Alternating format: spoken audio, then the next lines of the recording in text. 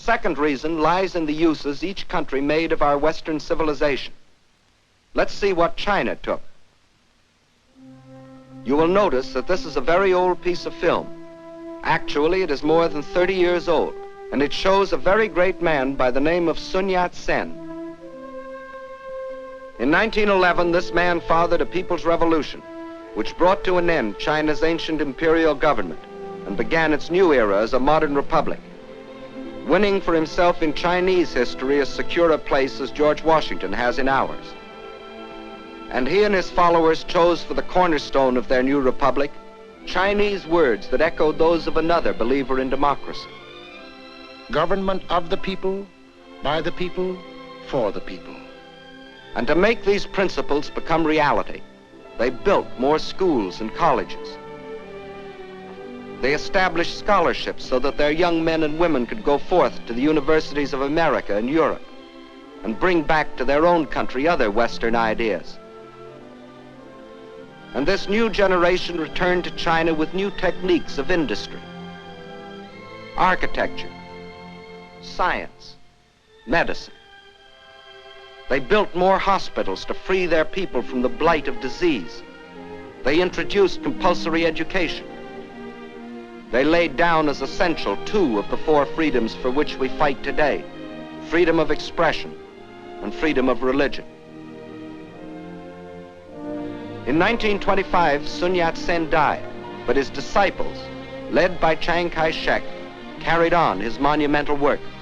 Their aim, the unification and modernization of China. Chinese industry was old-fashioned and inefficient. Transportation was slow and inadequate. But now railroads began to link the great seaports and river harbors with the inland cities. A network of highways began to stretch beyond the railroad lines into the deep interior. After leaving them untouched for centuries, China was beginning to use her vast store of raw materials.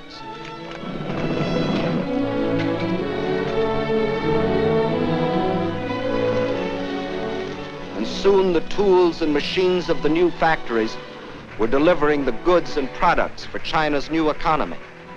For the Chinese believed in using the best of Western civilization for the progress of their country. And while they were building this new nation, just a day and a half by steamer across the Yellow Sea lay Japan. Here the God Emperor and his fanatic warlords were using this same Western civilization for one purpose and only one: to create one of the world's most powerful war machines. Their aim, the absorption of China and the fulfillment of the Tanaka Memorial.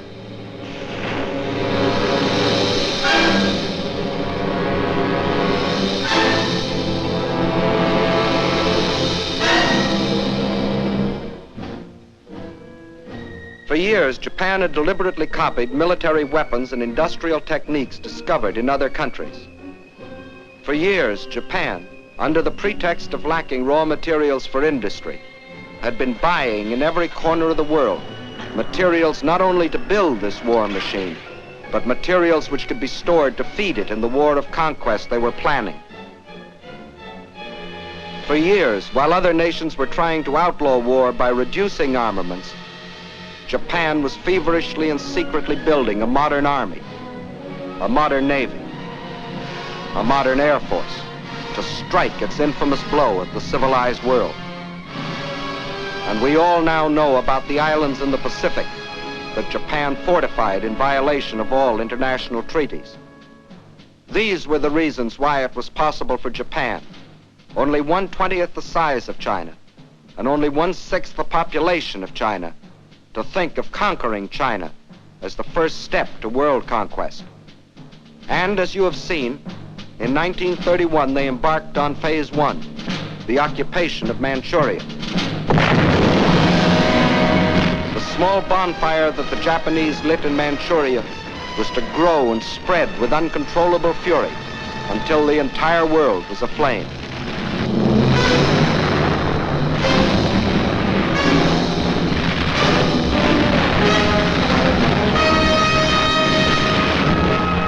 Phase 1 of the Tanaka Plan was completed, and exactly as planned. The Japs had been confident that this first and sudden land grab could be accomplished without their becoming involved in a major war. And they were right. The unification of China was still too remote for the Chinese of the South to care what happened to their kinsmen in the North. Using the step-by-step technique, a few months later, the Japs took a crack at Shanghai.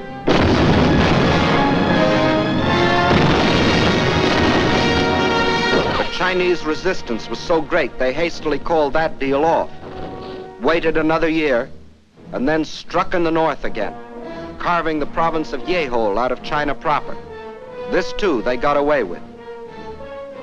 The world criticized, the Chinese protested, but still the Japs got what they wanted, another piece of China, and without a war on their hands. And to rule over Manchuria and Yehol, the Japs then set up a puppet government under their stooge, Henry Puyi, the Chinese quisling prince. But the leaders of New China remembered that in other centuries, other barbarians had invaded their country. The evidence still stood in the Great Wall, built by their ancestors more than 2,000 years earlier, and stretching for 1,400 miles across mountain and desert to protect themselves from the barbarians of the north. Of the Great Wall, it has been said that it is the only work of man which would be visible from the moon. But the Chinese knew that modern barbarians can't be stopped by a wall, however strong or high.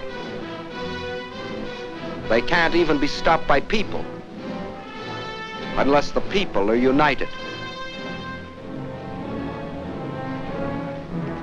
And by 1937, the unification of China was making such progress, the Japs got worried. The one weapon they could not permit China was unity. They would strike again before China could become a nation. This time it'd be a big bite. 5 more northern provinces out of the heart of China. At the United States Embassy in China as military attaché for a number of years was Colonel William Mayer. Let him tell you what happened. The first thing the Japs did was to prepare their usual fake alibi. This time it wasn't a damaged railway track as it had been in Manchuria in 1931. A Jap soldier had disappeared. Obviously he'd been kidnapped by the insolent Chinese. Once more Japan's honor had been insulted. Once more the insult must be avenged. So, on the night of July 7th, 1937, at the Marco Polo Bridge near Peking, the Jap war machine struck.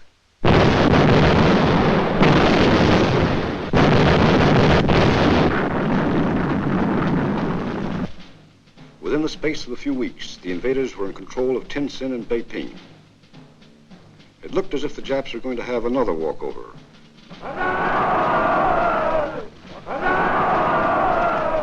Now the Japs sat back to digest and organize this new conquest.